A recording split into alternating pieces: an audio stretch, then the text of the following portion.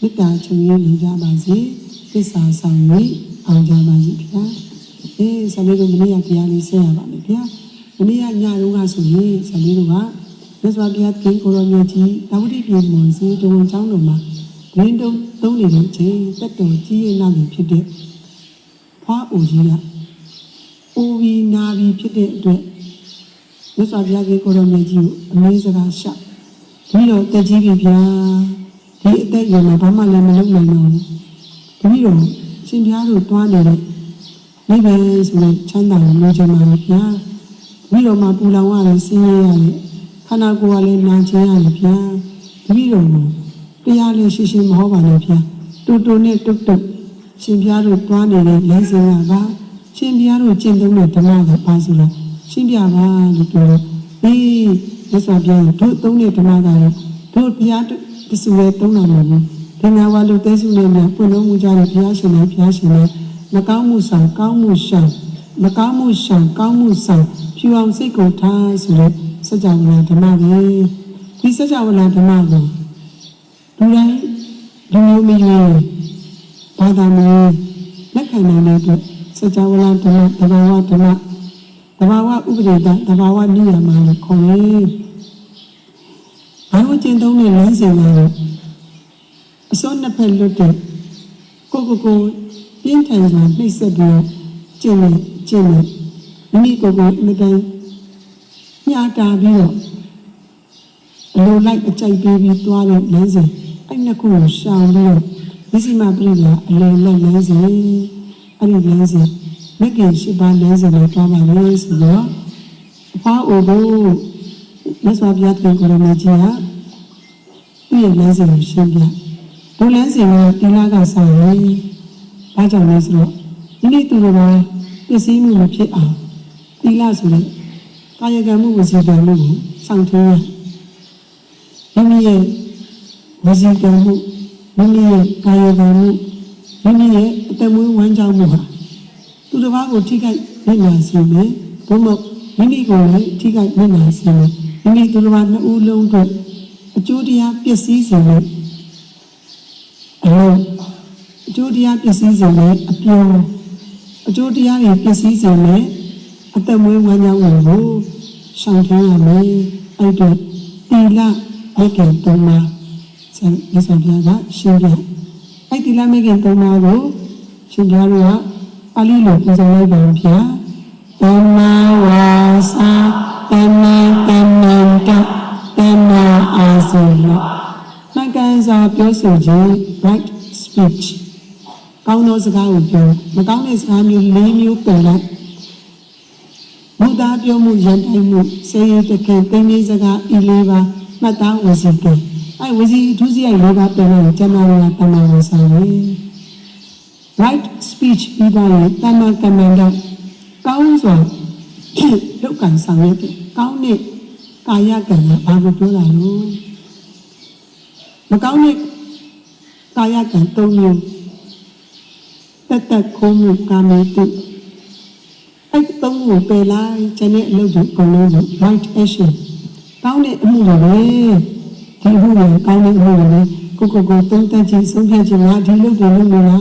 မလုပ်နိုင်ဆိုရင်ကိုက right action တမန်ကမ္မန္တကောင်းနေတယ်ပေါ့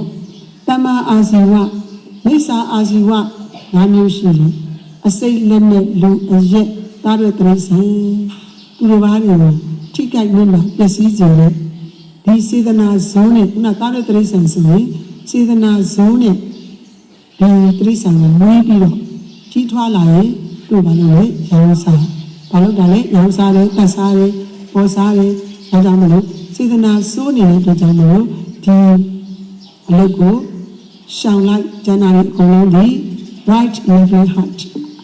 ကောင်းစွာအသက်မွေးခြင်းကိုခေါ်တယ်ဒါတိလမှာပါတဲ့တိလရဲ့အတောင်အသုံးဖို့ပဲတမန်ဝါစာတမန်ကမ္မတတမန်အာဇီဝဟုတ်ပြီဒီတိလနဲ့ကာယကံဝစီကံကိုစောင့်ထင်းရမယ်ဆိုတော့လည်းစိတ်ကမထိနိုင်လို့ပြမမိလေကျွလို့ပြမမိကျွလို့မိတော့နာနာတတလို့ပူပန်ပြီးတော့လောကရဲ့အပြစ်ပေးခြင်းထောင်ချခြင်းတန်းချခြင်းအမှုလေးရင်ဆိုင်ရခြင်းမမေပြည့်ခြင်းတိတ်ခါကြခြင်း ဆဲဆိုခံရခြင်းအထင်သေးခြင်းအမျိုးမျိုးသောဒုက္ခတွေခံကြရတယ်။ဒီနောက်ရင်းမှာဖောက်ပြတဲ့သူတွေဆိုရင်လေအခုဆိုရင်အင်တာနက်ခေတ်ဆိုတော့ Facebook ပေါ်မှာမျိုးသိခါချနော်ယောက်ျားကမိန်းမကိုသိခါချမိန်းမယောက်ျားကိုသိခါချပတ်ဝန်းကျင်ကသိခါချတယ်အမျိုးမျိုးသောအကျိုးရုံမှုခံစားနေရတာစိတ်မထိန်နိုင်ဘူးဘာမထိန်နိုင်လို့စိတ်မထိန်နိုင်ဘာကြောင့်မလို့စိတ်ကိုချိုးနေထားရမလဲမိမိရဲ့စိတ်ကိုချိုးနေထားဖို့အတန်အရေးကြီးတာဖြစ်တဲ့အတွက်မြတ်စွာဘုရားကိုယ်တော်လေးကြီးကတမာရီမဂ္ဂင်တမာရီရဲ့အတောင်လက်သုံးမျိုးနဲ့တင်တယ်ပါဠိလိုပုံစံလိုက်တော့တမာဝါယမတမာတတိတမာတမာတမာဝါယမမဂ္ဂင်စိတ်ကိုဘယ်လိုပြုစုရမလဲစိတ်ကိုလေ့လာနေရတယ်စိတ်ကိုစုံစမ်းနေရတယ်မိမိစိတ်ကိုသုံးသပ်နေရတယ်မိမိစိတ်ကိုဆုံးဖြတ်နေရတယ်အကုသိုလ်လည်းနှမျိုးကုသိုလ်လည်းနှမျိုးမကောင်းတဲ့အကုသိုလ်တွေဆိုလူပိသားအကုသိုလ်တွေမလုပ်မိအောင်စိတ်တကားကိုပိတ်ထားမလုပ်ဖြစ်သေးတဲ့အကုသိုလ်တွေကိုမလုပ်မိအောင်စိတ်ကိုပြင်ဆင်ထားရကုသိုလ်နဲ့ပတ်သက်လို့လည်းနှမျိုးလုပ်မိထားတဲ့ကုသိုလ်ကိုထပ်ပြီးတော့လုပ်နိုင်အောင်စိတ်တကားကိုဖွင့်ထားရမလုပ်ရသေးတဲ့ကုသိုလ်တွေရဖို့တွေလှူထားထောင်နေကိုမရသေးတဲ့မတရားပူတရားစံတရားတွေဒီလိုကုသိုလ်အလုပ်တွေကိုဖက်ပြန်တလဲလဲလုပ်နိုင်အောင်ကိုမလုပ်နိုင်သေးရင်လည်းသူတို့ဘာတွေကိုဆောင်ကျင်းလို့ရအောင်အဲ့ဒါနဲ့ပတ်သက်လို့ဒီနေ့လေးတည်းစာပို့ထားတာရှိသူကဒီရိတ်တာကိုလာဖို့သူနှစ်ကြိမ်ရှိပါပြီတဲ့မနစ်ကတစ်ကြိမ်လာပါလေမနစ်ကတစ်ကြိမ်လုံးကလည်းသူတကယ်ချင်းသူ့လို့စော်အောလို့သူကစည်ရင်းပြလိုက်တယ်သူရောသူတကယ်ချင်းသူ့ကိုပြောတဲ့တကယ်ချင်းသူရောစည်ရင်းထဲမှာပါလေဒါခါနီးကြမှာအကြောင်းတရားတစ်ခုကြောင့်အဲ့သူ့ကိုစော်အောပြတဲ့တကယ်ချင်းကျင်တယ်သူ့စော်ပြပြတဲ့ကျင်သူပဲလာပြအဲ့တော့ तू ကတယောက်တည်းဖြစ်နေတော့ပေါ်ရှိအောင်ဆိုပြီးတော့အခြားတယောက်ပေါ့သူ့တကယ်ချင်းအခြားတယောက်ကိုပေါ်လိုက်တော့ तू ကလည်းလိုက်မယ်ဆိုတော့ရည်ရွယ်ထားတဲ့နှစ်ယောက်က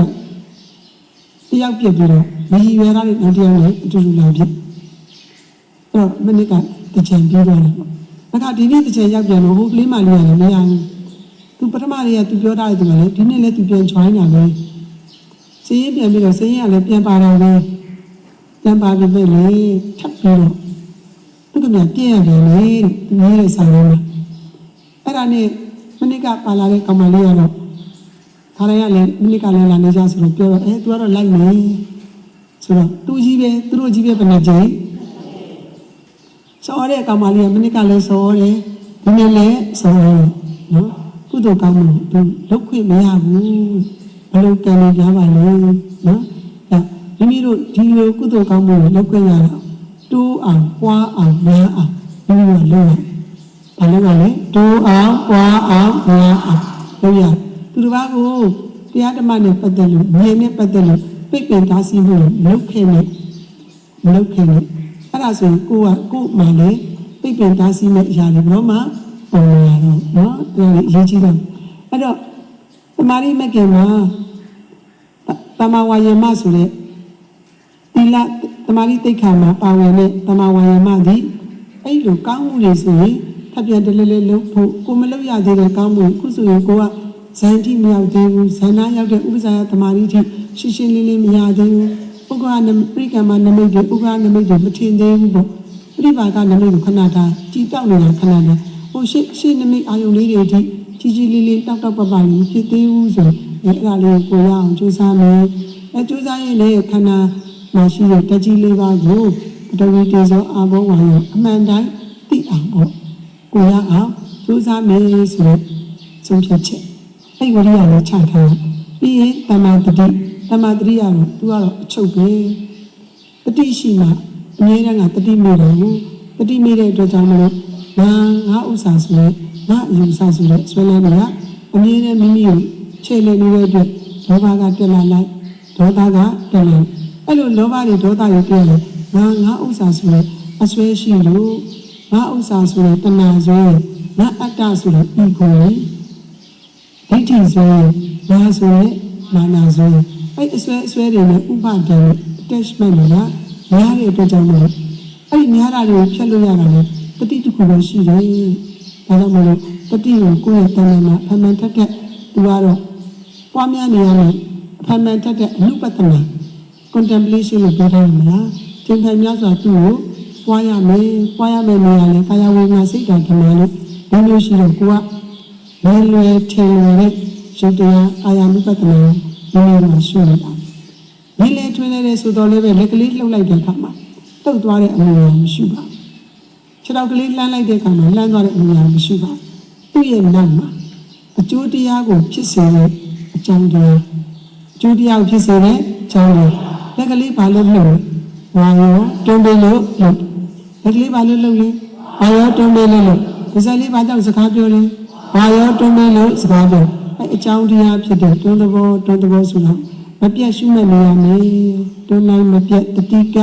ရှုမှတ်နေရကိုရက်တောင်လေးခိုက်နေတာဘယ်သူတွန်းလို့ဘာရောတွန်းပြီဆိုတာနဲ့ကိုကလွတ်ထားမှလားရှုမှတ်မှလား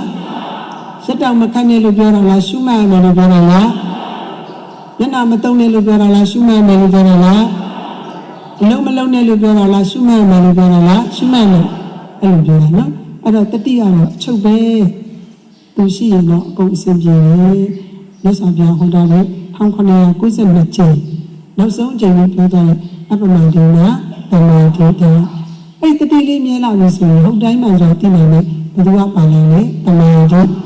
ပိလေတေတမတိတိတမထောပိလေတေ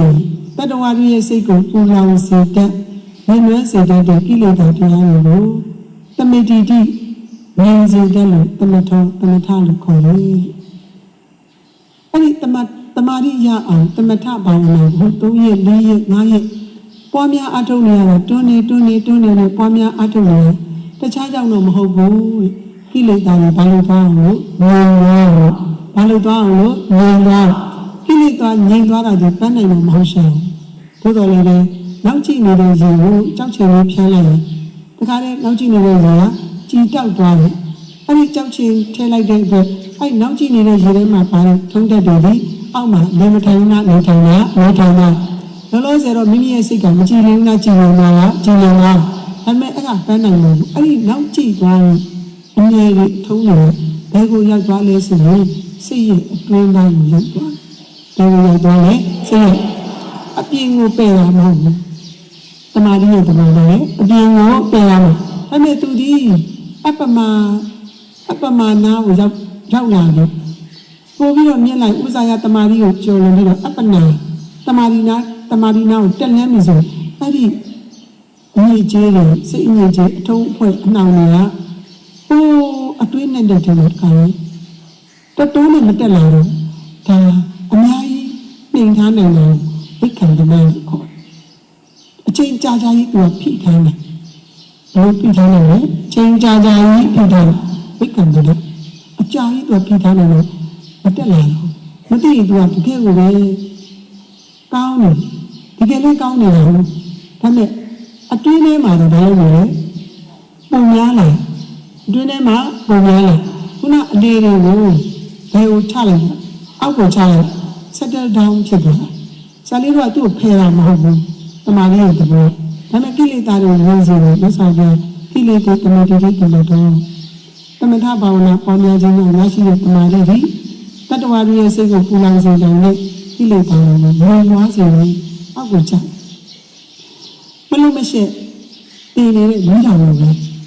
ချိန်တိုင်းသူကဘာလို့လဲတောက်မိတော်ကြီးကတည်နေတာအကောင်းမဟုတ်ဘူးအောက်ကပြည့်ရည်ကျော်တစ်ခုခုသူ့အောက်ကိုမလာသေးလို့သူ့ဘာတောက်လို့သူ့ရဲ့အောက်ကမြေလွာပြည့်ရည်ကျော်တစ်ခုကိုသူ့အောက်တဲ့တဲ့တာကြာရင်သူကဘာလို့လဲဖပါမှာဒါကြောင့်မလို့ဒီလိုကတမာတိဒီမကောင်းမှုကောင်းတယ်ဘလို့ဆိုမကြည့်ဘူးလားကြည့်သွားလားကြည့်သွားဒီတမာတိဆိုတဲ့စိတ်ကိုကြည်လင်သွားဖို့တည်ကြည်သွားဖို့အတွက်သီလကမလုံးလန်းတော့ဘူးမိမိကအခုသီလလေးစောင့်ထိန်နေရင်ကိုယ့်ကိုတွေးမိတိုင်းဝမ်းသာပီတိဖြစ်တယ်ခြင်းတတ်တဲ့အားရငါဒီဆဲရဲမှလေးသူ့တက်လည်းမတက်ဘူးသူ့ဥစ္စာလည်းမခေါ်ဘူးမကမကုံမှလေးငါမမှန်အေးငါဒီဆဲရဲမှလေးကိုယ့်ကိုပြန်တွေးကြည့်ငါဒီဆဲရဲမှလေးငါမူတာဝါဒတစ်ခေါမှမပြောဘူးငါလိန်ပြီးတော့လည်းတစ်ခေါမှမပြောသလိုငါသူတစ်ပါးရဲ့အတင်းလည်းလုံးဝမပြောဘူးငါဒီရဲ့အထဲမှာလေငါသူတစ်ပါးကိုကြံ့ကြံ့တန်တန်ဆဲဆိုတဲ့အလုပ်ကိုငါမလုပ်ဘူး ပြီးငါဒီရက်ထဲမှာအကျိုးမဲ့စကားလေးချီးနှီးဖြစ်မဲ့စကားကုသိုလ်ပညာဥစ္စာမဲ့စကားလေးငါလုံးဝမပြောဘူးကိုယ့်ကိုပြန်ကြည့်ပြီးမကျင်နိုင်လားကျင်နိုင်လားအဲ့လိုကျင်တဲ့ကြည်လင်တဲ့ပီတိပတ္တိပမုဆာဆိုတာအားရတယ်ကျင်တဲ့ဝမ်းမြောက်ဝမ်းသာဖြစ်တယ်ဆိုရင်စိတ်ကိုကြည်လင်စေဘာလို့ကြည်လင်စေလဲစိတ်ကိုကြည်လင်စေတယ်ဆိုရင်ဘာဖြစ်လို့လဲတမာရီဖြစ်လို့ဒါဆိုသီလရှိတဲ့ပုဂ္ဂိုလ်တွေဘာဖြစ်လဲတမာရီဖြစ်လို့တခါပြန်ပြီးတော့တမာရီရှိသွားပြီဆိုရင်သူ့စိတ်ကိုသူကြာကြာလေးမထိနိုင်ဘူးထိနိုင်လားထိနိုင်ပါစိတ်ကိုကြာကြာလေးထိနိုင်ပါစိတ်ကလေးကိုကြာကြာလေးထိနိုင်သွားရင်သူကဘုံကနေပြတ်ကနေကျွလွန်နေတဲ့အမှားတွေကိုကာယဝစီအမှားတွေမကျွလွန်ဘူးဒါဆိုသူတို့ယောက်ကပြန်လည်လို့ပေါ့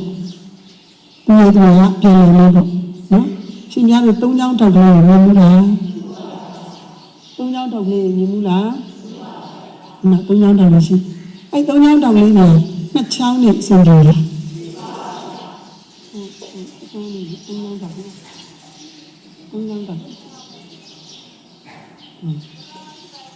နော်ဒီမှာလေ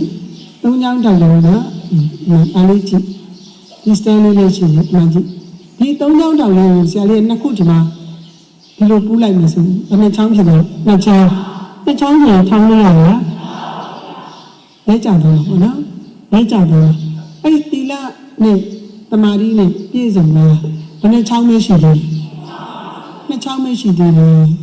3ချောင်းတောက်ဖြစ်တော့မှစိတ်ရဖြူစင်လို့ရဘာလဲဖြူစင်လို့ရလားတမာရီစိတ်ကိုရနေရင်စိတ်ရငြင်းချင်းချင်းလို့ရစိတ်ရဘာလို့ရလဲငြင်းချင်း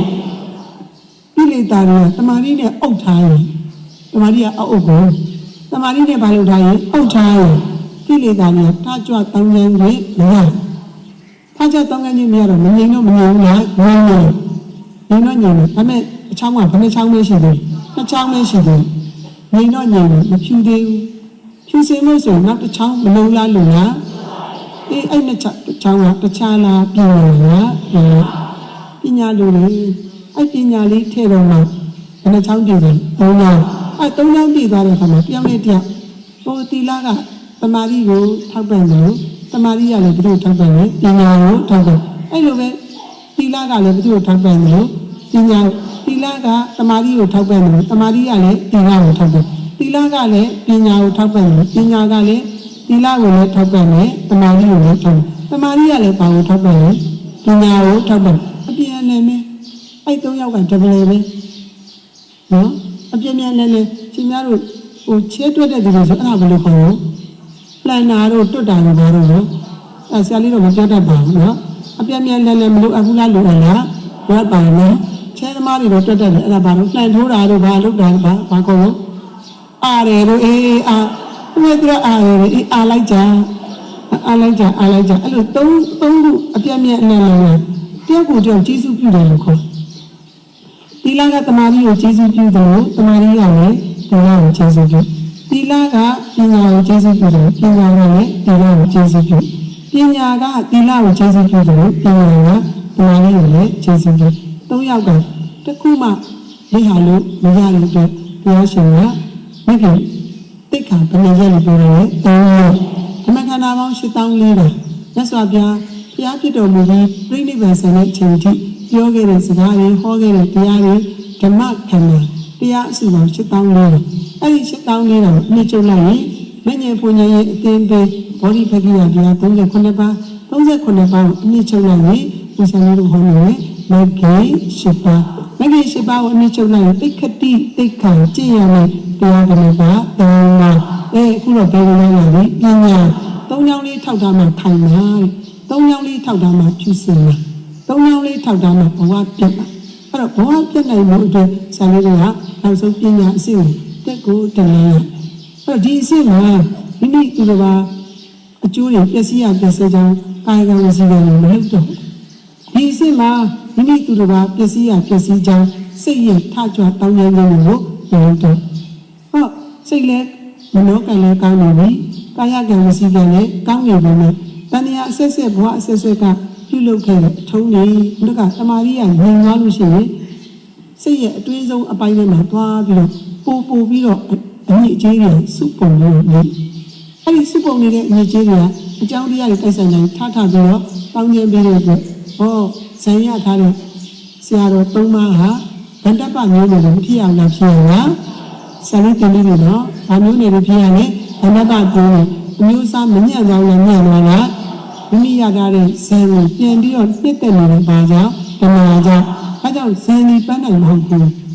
ပန်းနိုင်ကဘာလို့ဆိုစိတ်ရဖြူစင်ငြိမ်းချမ်းခြင်းတနည်းအားဖြင့်တဏှာလိုခြင်းတမက်မှုလုံးဝမရှိတဲ့နိဗ္ဗာန်ဖြစ်တဲ့အတွက်ပညာစကားကိုတလဲ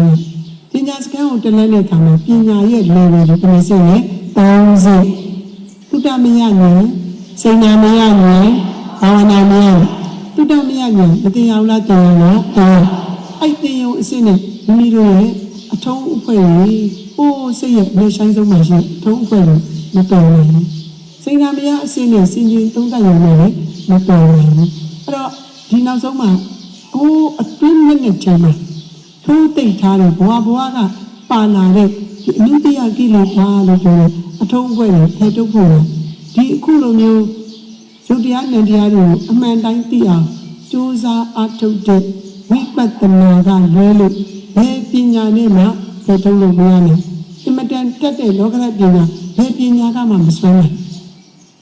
သူ့ကိုပြောနိုင်လို့က insight meditation ဒီပွားများခြင်းတွေအတွင်းနဲ့ဒီနိုင်တဲ့ဝိပဿနာပညာတွေပေါ်နေတယ်အဲဝိပဿနာပညာတွေသူကအတောင်အလက်နှစ်ခုရှိတယ်တမာဒိဋ္ဌိနဲ့တမာသင်္ကပ္ပ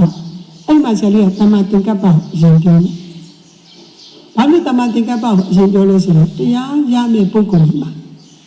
နှစ်ချက်အမှန်တန်ရေးကြည့်တယ်လို့ဆိုပြတရားရဘာလို့သွားမိတဲ့လူတွေကဘာဖြစ်လို့တရားမရတာလဲလူတွေကဘာလို့တရားမရတာလဲနံပါတ်1ကကြိုးစားအထုတ်မှုအာရတဝိရိယအတ္တပမရှိလို့နောက်တစ်ခုကဘာလို့တရားမရတာလဲတန်ပစီညဆိုလို့တမသင်္ကပ္ပယောနိတော်မနတိကမှန်ကန်စွာတွေးခေါ်နိုင်လို့မရှိဘူး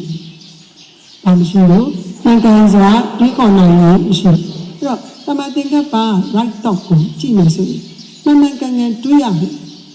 ဆိုတော့ဦးဆရာလေးတို့လည်းဒီတိုင်းတရားလို့အာမထုတ်တဲ့သူတွေမတွေးဘူးလားတွေးလားတွေးတာလေတွေးနေတာလေအတွေးနဲ့ပဲခြားကြတယ်တွေးများနဲ့ခြားကြတယ်နော်အဲ့လိုဖြစ်နေပူစူးတစ်ချက်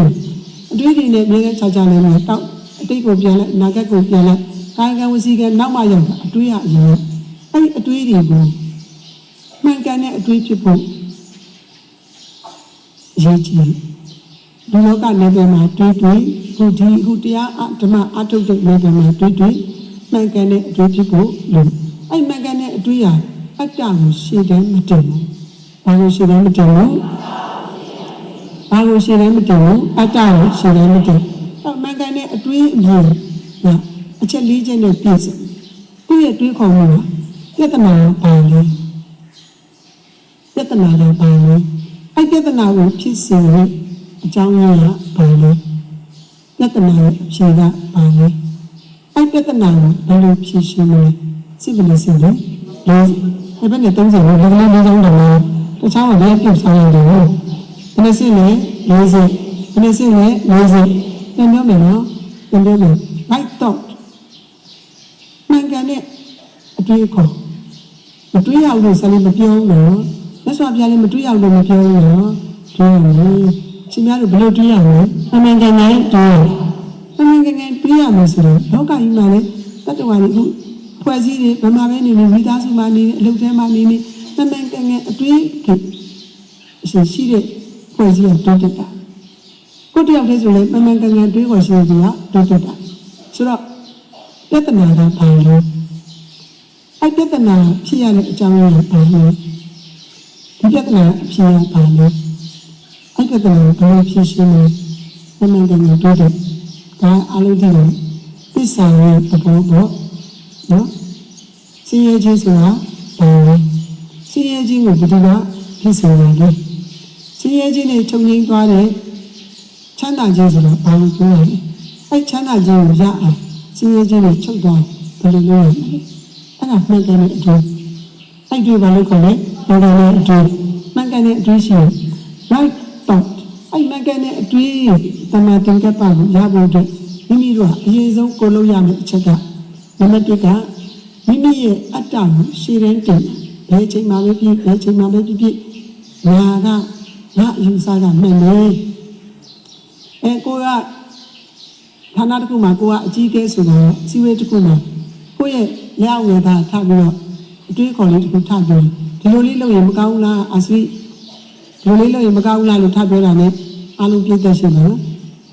ဒီတွေးလေးလုပ်ရင်တွေးမကောင်းလားဆိုဒီပါစပ်ပြထားလိုက်ဒီဆရာလားငါဆရာလား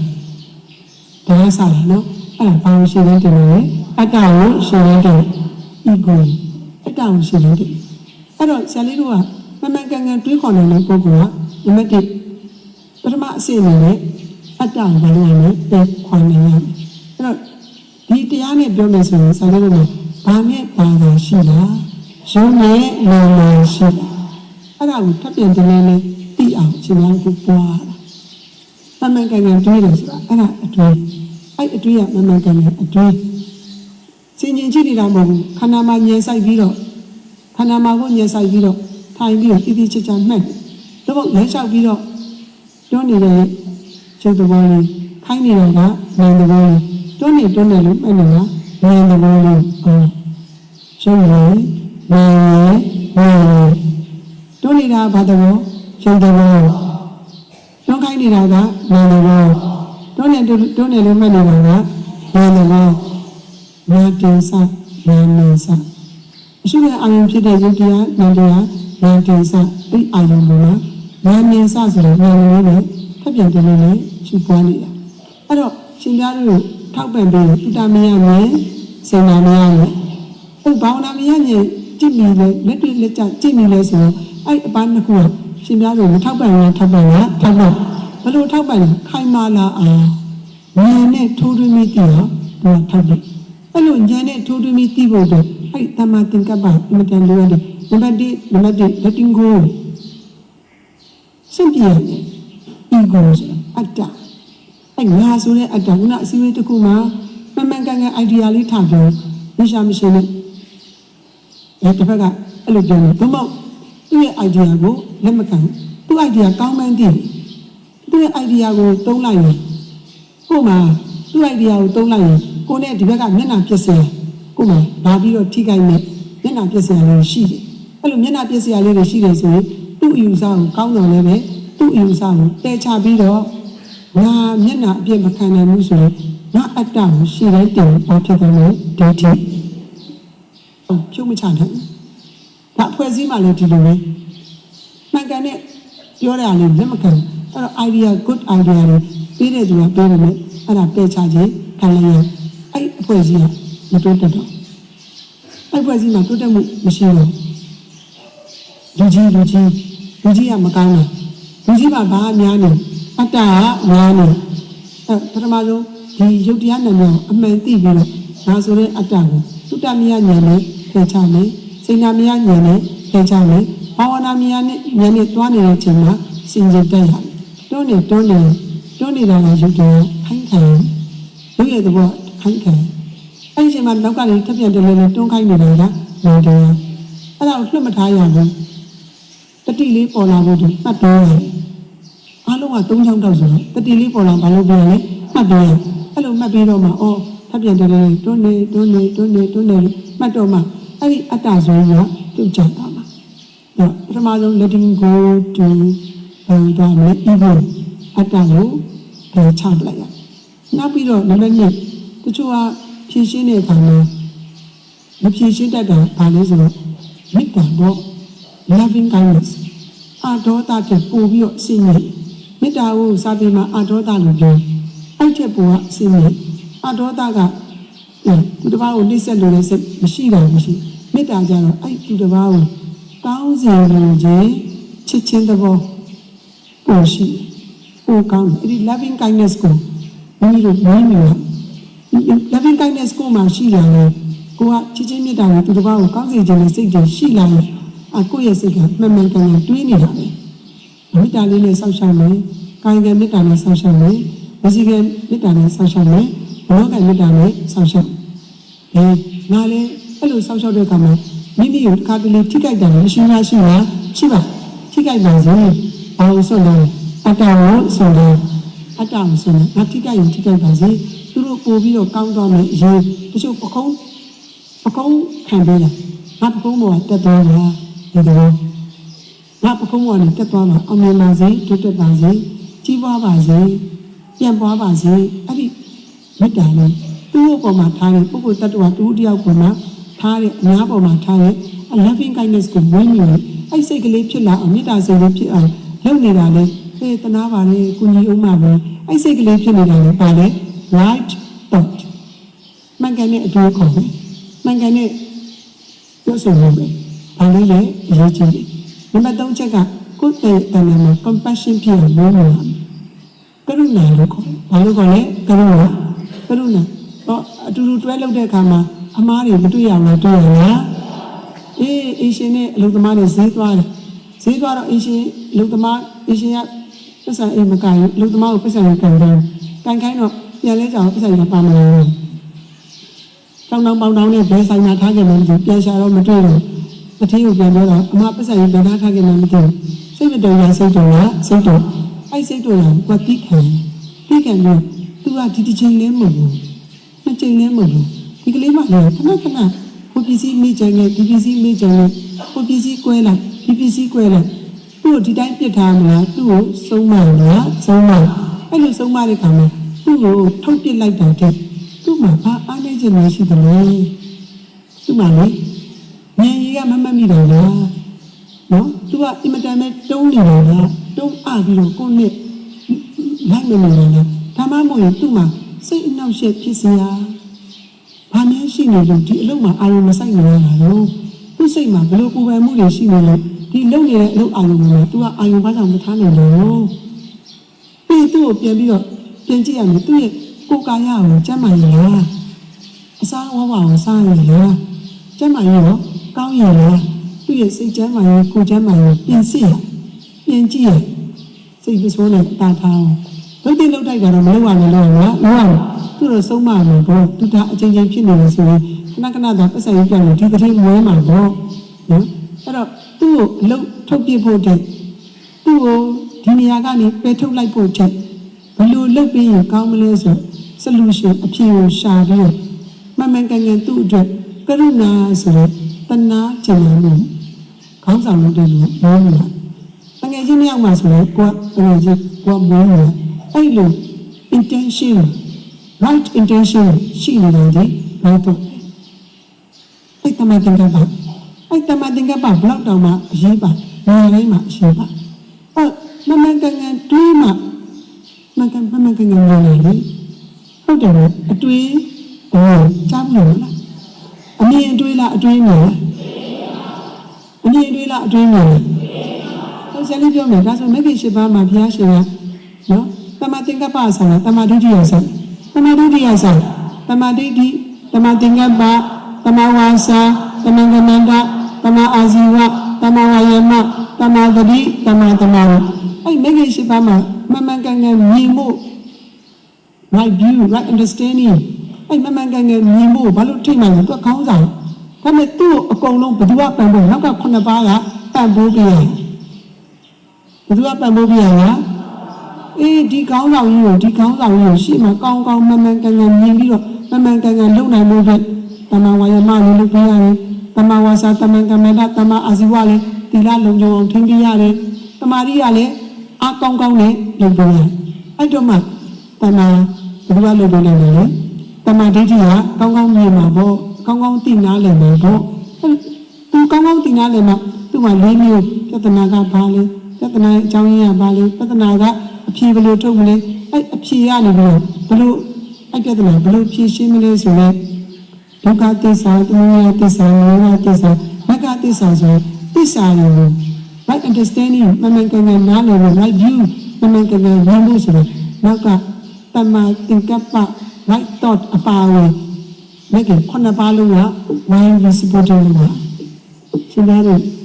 ဘုကုဆရာတော်ပြန်ပြောဥပမာလေးပြောအဲ့မှာသူကဘာလေးနဲ့ပြလဲဆိုတော့ငါထားပါတော့ foundation နော်ဒီ foundation ကတော့သီလပဲတဲ့ဘာလဲသီလဆိုတော့ဘာတွေတော့တမဝါစာတ တမန်ကမ္မန္တာတမန်အာဇဝဒီတောက်ကလေးသုံးတော့အမြင့်တနေရမှာတဲ့ပန်းကလေးတွေရှိတယ်သူတန်လှပတဲ့ပန်းကလေးတွေကိုလူ၃ယောက်ကအပေါ်မှာရှိတဲ့ပန်းကလေးကိုလိုချင်ပါရဲ့ဒီအပေါ်မှာဒီထိတ်မှာသူတန်လှပတဲ့ပန်းကလေးတွေရှိတယ်အဲ့ပန်းကလေးတွေကိုလူ၃ယောက်ကလိုချင်မိမဲ့မမိဘူးဒီပေါ်မှာဘာတွေရှိလဲပန်းတွေရှိအဲ့ပန်းတွေကိုလူ၃ယောက်ကမမီတဲ့အခါကျတော့တီလာကိုတော့အောက်မှာချိန်ခံထားတော့တီလာကိုချိန်ခံထားပြီးတော့အဲ့လူ၃ယောက်မှာတစ်ယောက်ကဝရိယဆိုတဲ့တစ်ယောက်အဲ့လူနာမည်ဘယ်လိုခေါ်လဲဝရိယဆိုတဲ့လူတစ်ယောက်ကအဲ့အမြင့်ကိုနှီးဖို့အတွက်သူကခါလေးကုန်းပေးတယ်။ဘာလေးကုန်းပေးလဲခါလေးကုန်းပေးတယ်။အဲ့ခါလေးကုန်းပေးတဲ့ဒီရဲ့အပေါ်ကိုဘယ်သူကတက်လဲဆိုတော့တမာရီကတက်တယ်ဘယ်သူကတက်လဲတမာလူဘယ်နှယောက်ရှိသွားပြီလဲ2ယောက်အောက်ကအမြင့်ကိုနှီးဖို့အတွက်ခါလေးကုန်းပေးတာဘယ်သူလဲဝရိယရဲ့ကြောကုန်းပေါ်ကိုဘယ်သူကတက်လဲတမာရီကတက်ပြီမဲ့အောက်ကဝရိယလှုပ်တုပ်ဖြစ်နေတော့အပေါ်ကအမြင့်ကိုတော့ပြီးတော့မိတယ်လှုပ်တုပ်ဖြစ်နေတော့သူတည်တည်ချာချာယူလို့မရတော့မှဘေးနာကတတိဆိုတဲ့လူကဒါကဘေးနာရောက်လာပြီးရော့ငါလက်ကိုကန်လိုက်ဘယ်လိုကန်လိုက်ငါလက်ကိုကန်လိုက်ဘယ်လိုရောက်လဲအောက်ကခါကုန်းပေးတာကဝရိယခါကုန်းပေးတာကဝရိယအပေါ်တက်သွားတာကတမာရီအဲ့တမာရီလေးငြိမ်သွားအောင်ဘေးနာကလူကတတိဆိုတဲ့လူကရော့ဘာလေးပေးလိုက်လက်ကလေးပေးလိုက်ဒါဆိုရင်တမာရီဒီငြိမ်စိတ်နဲ့အပေါ်မရောက်တော့လိုက်ရောက်သွားလားရောက်သွားဘယ်နှယောက်ကိုလိုက်တာ၃ယောက်ကိုအပေါ်တော့ရောက်သွားဒါပေမဲ့သူတို့တက်သွားတဲ့တမာရီကမျက်စိမပေါဘူးလေတမာရီကဘာမပေါဘူးမျက်စိမပေါအပေါ်တော့မမီဘူးလားမိသားဘူးလားသူကမျက်စိမပါတဲ့အတွက်ကြောင့်မလို့တမာဒိဋ္ဌိဆိုတဲ့လူကသူကတမာဒိဋ္ဌိဆိုတဲ့လူတယောက်ကတမာသင်္ကပ္ပတယောက်ကတမာဒိဋ္ဌိအဲ့ဒီပညာနဲ့တူတဲ့တစ်ပါးတယောက်ကရှာပေးတယ်တမာသင်္ကပ္ပကရှာပေးတယ်နေရာလေးကကြီးတယ်ဘယ်ပဲမွေလေးကကြီးတယ်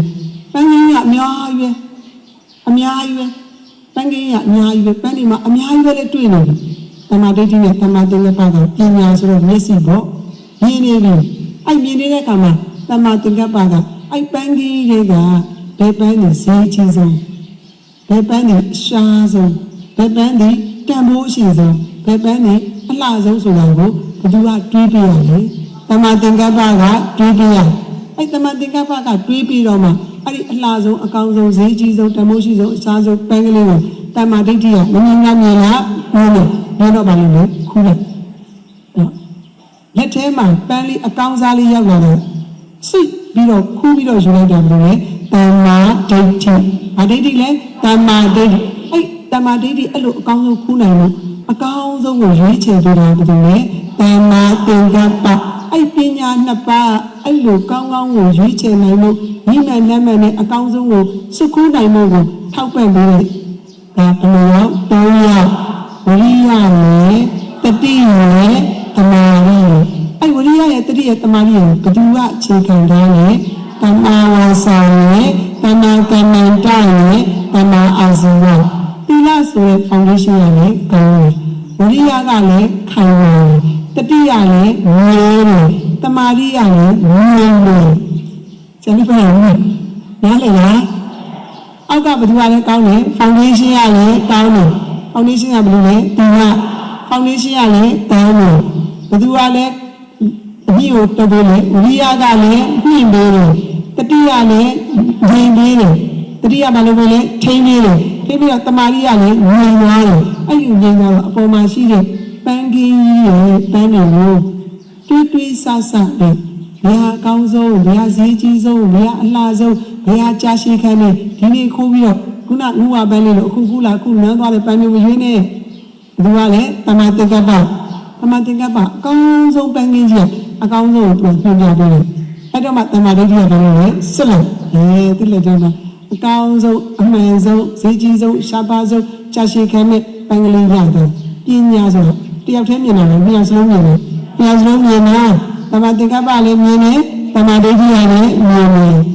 သူတို့တွေကမြင်ဖို့အတွက်လက်နက်မြင်ဖို့အတွက်တကယ်တမ်းလုပ်ပြရတာဘယ်လိုလဲတမာဒိဋ္ဌိနဲ့3ပါတ မာရီမိုက်ကင်သုံးမှာအဲ့လိုအမြင့်တနေရာဒီရောက်ဖို့အတွက်အခြေခံဖောင်ဒေးရှင်းကသီလမိုက်ကင်ဘယ်လိုပါ3နှစ်ဒီမှာပါ3နှစ်133ပြောလဲရရှင်များတို့ကြိုက်တယ်လို့အားလုံးပေါ့လေသူကရှင်များတို့ကြိုက်တယ်လို့လှမ်းရင်းနဲ့အာဂျီအာဒါကဘာလဲလဲ3ချောင်းတောက်တယ်ဘာချောင်းတောက်လဲ3ချောင်းတောက်ဒီတရားလေးကိုတော့ဘုက္ခုဆရာတော်ဘုရားစီရရှိခဲ့တာပေါ့နော်ဒါလေးမကောင်းလားနော်ဝိရိယကကြန့်ခိုင်နေလေတော့ဝိရိယကိုသူကအောက်မှာကြောကုန်ပေးတာနော်ဘယ်သူကတက်ရလဲတမာရီအားကြောင့်တမာရီတက်လဲဆိုမက်ကင်3ပါးမှာတတိသိက္ခာလို့မပြောဘူးဘာသိက္ခာတမာရီသိက္ခာတမာရီသိက္ခာလေဒါကြောင့်တမာရီကအခေအကြောင်းဒါပေမဲ့သူ့ကိုထိန်းပေးဖို့တည်းဘယ်လိုလဲတတိလို့လေတတိကဘယ်ကထိန်းပေးတယ်ဥမာလေးကောင်းလိုက်တာဒါပေမဲ့သူကမျက်စိမမြင်ဘူးလေသူများကအမိကိုတိုးနေတာသူကမမြင်မြင်တတ်တာဘယ်လိုလဲပညာမြင်တတ်တာဘယ်လိုလဲပညာသူတို့ကအဲ့ပညာမြင်အောင်ဘာလုပ်ပေးအောင်လဲမိထိုးပေးအောင်လဲဘာထိုးပေးအောင်လဲမိထိုးပေးအောင်လဲအဲ့သူတို့မှဘာမပါဘူးမျက်စိမပါဘူးပါတဲ့သူကဘယ်လိုလဲပညာအဲ့ပညာနှစ်ယောက်ဖြစ်တဲ့တမန်သင်္ကပ္ပနဲ့တမန်ဒိဋ္ဌိအဲ့ဒီမှာဘသူကအမြဲတမ်းအလုပ်လုပ်ပေးတယ်တမန်သင်္ကပ္ပအဲ့ right thought သူရေးကြည့်သူ့မှာအမြဲတမ်းပြေဝနေသူ့ရဲ့သဘောထားကြီးမှန်ကန်ဖို့လိုတယ်သူဒီအတ္တကိုဖြုတ်ထားတဲ့သူဒီချစ်ချင်းမြတ်တာကိုဝိဖွားပေးနေတဲ့သူဒီကရုဏာတော်ကြီးမားတဲ့သူအဲ့လိုဖြစ်မယ်ဆိုရင်အဲ့ဒီခေါင်းဆောင်လေးနေရတဲ့ပုဂ္ဂိုလ်ဆိုရင်သူ့မှာတမ္မာဒိဋ္ဌိလို့ပြောသူ့မှာက right intention ဖြစ်နေပြီ right thought ဖြစ်နေပြီဆိုရင်right understanding သူ့ရဲ့ right view သူ့ရဲ့သင်္နာလည်မှုကမှန်ကန်သွားတဲ့အတွက်ပြဿနာကဘာလဲပြဿနာကို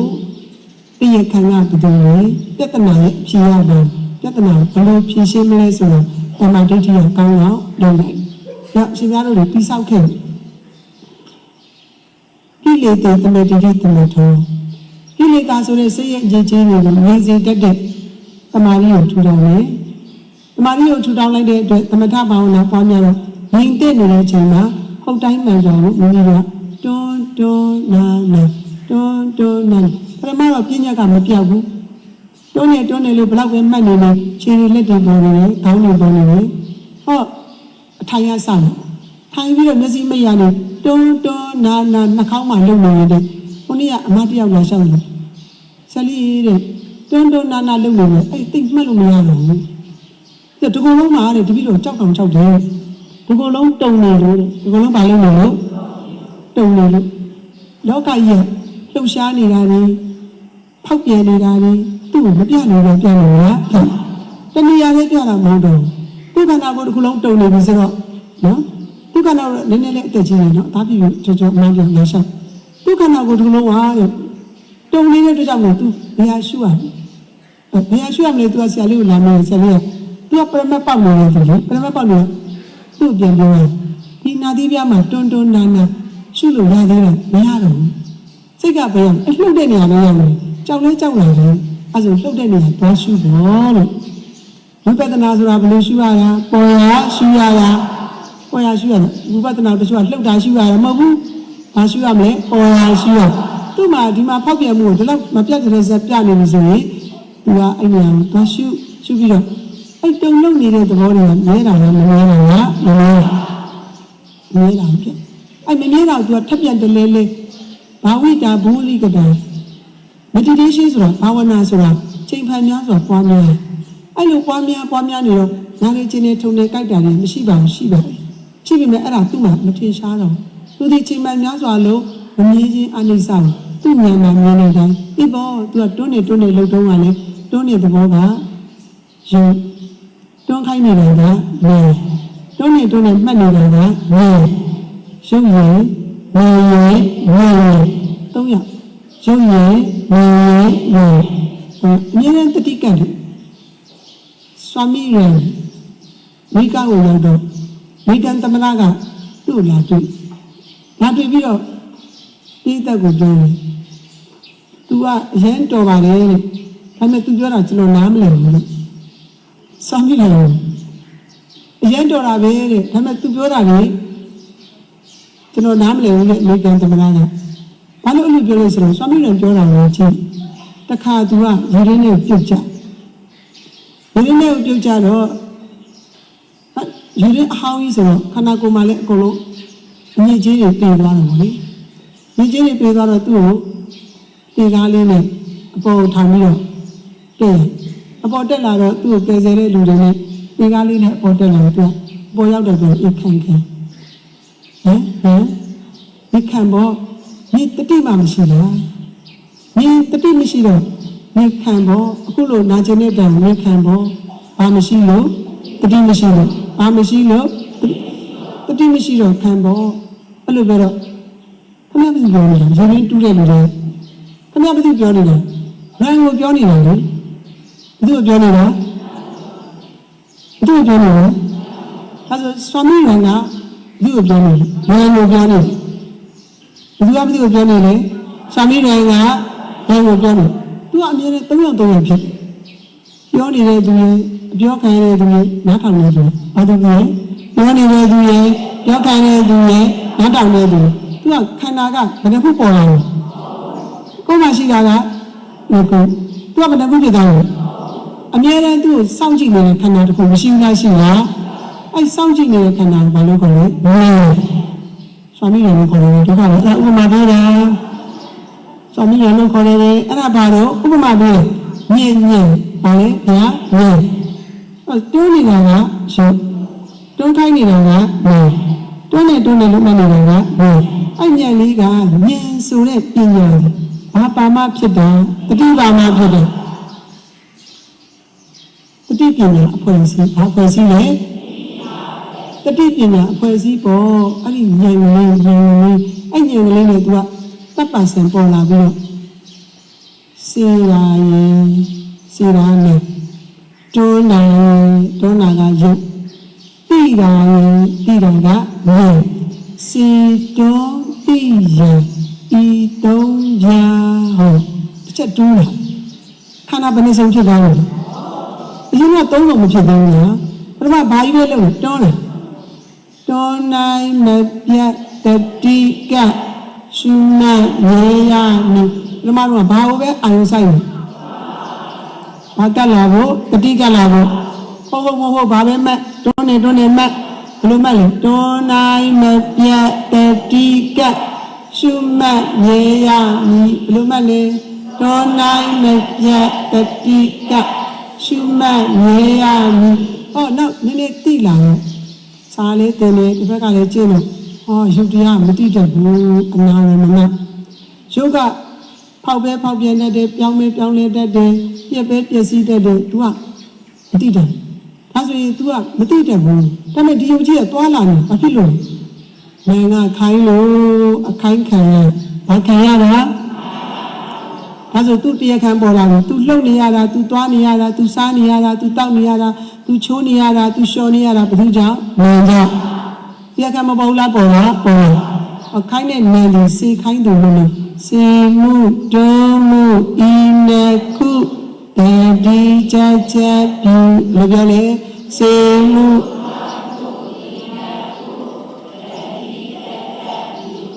ရောကြီးစေမှုခိုင်းမှုစေရနဲ့ခိုင်းတာနဲ့အတူတူပဲဟိုဖွက်နော်ဗီဒီယိုရိုက်နေရနော်စေမှုခိုင်းမှုမဟုတ်ဘူးလေစေမှုတုံးမှု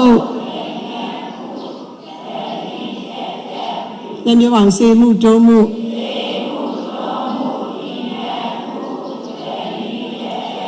ပြန်ပြောပါအောင်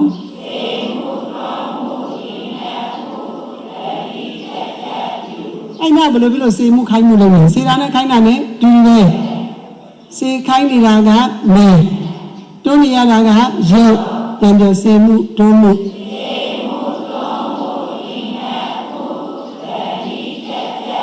လက်ဆိုကြည့်ပါဦး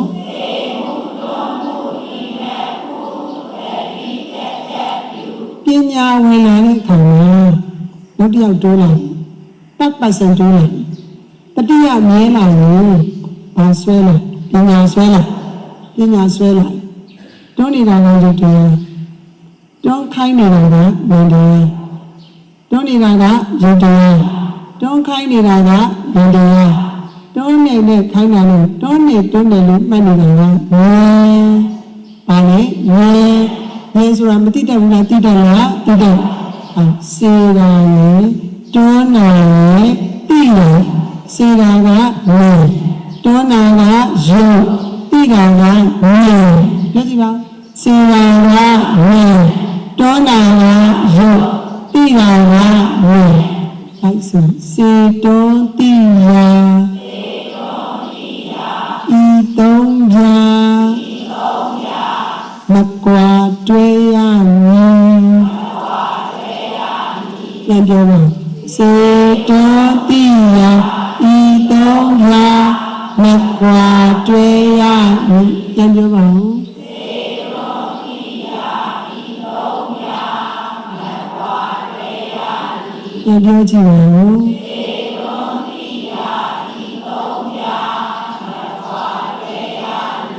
အဲ့လိုတွဲတော့မယ်တတ်ပါဆယ်ရှိလာတော့လားအဲ့ယုတ်တရားတွေခုနအမကြီးကပြုံးကြရမှာဆမကြီး